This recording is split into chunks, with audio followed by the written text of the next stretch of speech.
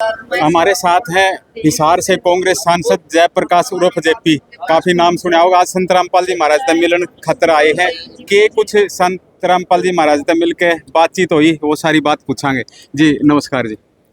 देखिए, संत रामपाल जी तकरीबन 11.5 वर्ष के आसपास, 11.5 वर्ष पहले जिस तरीके से हरियाणा प्रदेश की सरकार ने, क्योंकि जिस वक्त महाराज जी को गिरफ्तारी की बात आई थी उस वक्त मैं भी था और बराड़ा साहब थे, मैं भी एमएलए था और सुभाष बराड़ा जी भी एमएलए थे। तो उस वक्त सरकार से और प्रशासनिक अधिकारियों से फैसला हुआ था कि भी महाराज जी कोर्ट में जाएं तो केस खत्म। उसके बाद जिस तरीके से एक निर्दयता से 11.5 वर्ष के आसपास, मतलब कमबत्ती जेल में जो समय कटाया, फिर देशद्रोह जैसे मुकदमे। मैं कहता हूँ कि जब सुप्रीम कोर्ट बार बार कहता है कि आज़ादी के बाद किसी पे भी पर्चा देशद्रोह का नहीं लागू हो सकता, क्योंकि देशद्रोह तो डायनामाइट केस, मुझे याद है जब डायनामाइट केस आया तो उस वक्त भी सुप्रीम कोर्ट ने उसको, उन लोगों को बरी किया था।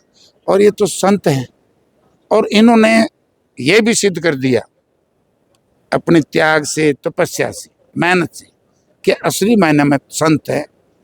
संत कौन होता है? संत वो होता है जो लोगों को आशीर्वाद दे, लोगों के हर दुख सुख में काम आए।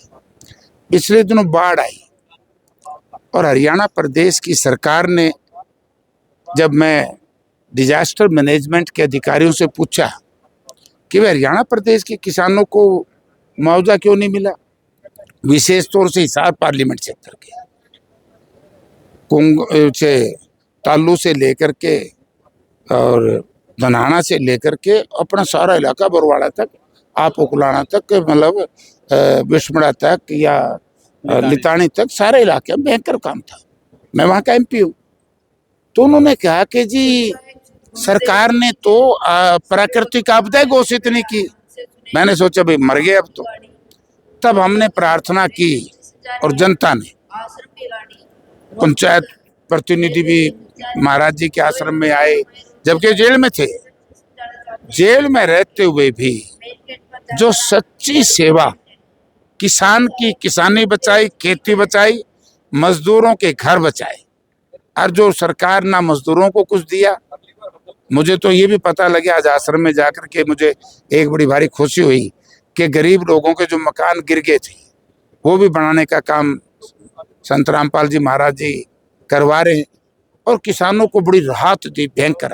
अगर उस वक्त आप महाराज जी के अनुयायी भगत शिष्य ये ऐसी मदद ना किसान की करते बाढ़ के समय, तो हमारी गेहूं की फसल भी नहीं हो सकती थी। इससे सारा श्रेय महाराज जी को जानता है। ऐसे संत के ऊपर जाता है और ऐसे संत के ऊपर देशद्रोह का पर्चा दर्ज करना निंदनीय है। आज उसी का एक कारण सरकार परेशान है। जी, संत रामपाल जी महाराज से मिले, क्या कुछ बातचीत हुई? देखो, महाराज जी का तो एक आशीर्वाद होता है। बातचीत तो यही है कि जयप्रकाश जी, आपने हमेशा ही आश्रम की सेवा की है और आश्रम भी हमेशा ही आपको आशीर्वाद देता रहा। और मैं आज फिर कहता हूँ कि 2-3 बार ऐसी परिस्थितियां रही, लेकिन जैसे रामचंद्र जी 12 साल का वनवास काट के आए थे, पूरे देश में दिवाली उसी से तो बनी थी। जिस दिन संत रामपाल जी बाहर निकले तो पूरे देश के किसानों ने, मुझे तो आज पता लगा कि आप लोगों ने मध्य प्रदेश में भी बड़ा भारी काम किया। दूसरे स्टेटों में तो हमारा जाने का नहीं कभी मौका मिला, लेकिन मैं हरियाणा प्रदेश में कह सकता हूँ, हरियाणा प्रदेश की जनता उस दिन बड़ी खुश हुई। किसान और मजदूर, ग्रामीण अंचल में बसने वाला हर वर्ग का लोग, कि भी महाराज जी आज बाहर आ गए, उन्हीं की वजह से आज हमारे खेतों में ये गेहूं की फसल लहलाई थी और गेहूं की फसल बची थी। जी, संत रामपाल जी महाराज बोल रहे हैं कि हम किसान मजदूर के साथ खड़े हुए हैं। आप इसको किस रूप में देखते हो? मैं तो खुद ही कह रहा हूँ, देखने की जरूरत ही नहीं, खड़े होकर दिखा दिया। जब किसान के मजदूर के ऊपर बड़ा भारी संकट था तो संत जी का ही आप कह लो, उनके भगत, उनके न्यायी और उनका आशीर्वाद जेल से। मैं यही तो कहता हूँ कि जेल में बैठे बैठे एक इंसान के रूप में उन्होंने इतना बड़ा इस इलाके का भला किया, तो फिर संत तो स्वाभाविक है, संत है। संत रामपाल जी महाराज एक मुहिम चला रहे हैं नशे के विरोध में, युवा नशे से ग्रस्त है, किस रूप में देखते हो? मैं उसका बहुत बड़ा स्वागत करता हूँ और संत जी से हम भी हाथ जोड़ के प्रार्थना करते हैं कि इस मुहिम को बहुत तेजी से चलाएं। हमारे ग्रामीण अंचल में बसने वाले बच्चे से किसी वर्ग के हो, इसकी तरफ जा रहे हैं और पंजाब की पद्धति हमारे अंदर आ रही है। उसको जितना भी, क्योंकि इनके पास इंफ्रास्ट्रक्चर है, इनके पास सिस्टम है, इनके पास लोग हैं, उसको करना चाहिए।